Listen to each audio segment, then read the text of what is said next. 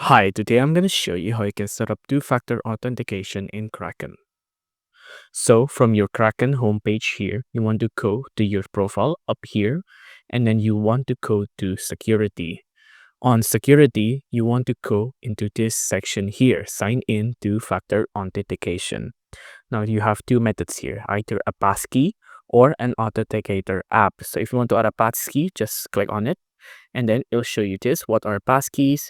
Passkeys are secure and convenient way to sign into your account. They can use your fingerprint, Face ID, or hardware security keys, right? So you can add a passkey by clicking on this. You can see you can choose whether you want to save this passkey, either an iPhone, an iPad, or a security key, which you will need to have. If you pick this, you will have to use a USB flash drive.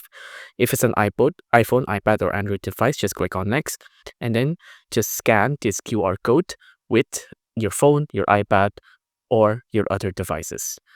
And then if you want to use an authenticator app, just click on enabled here. You'll just have to download and install the 2FA app on your device.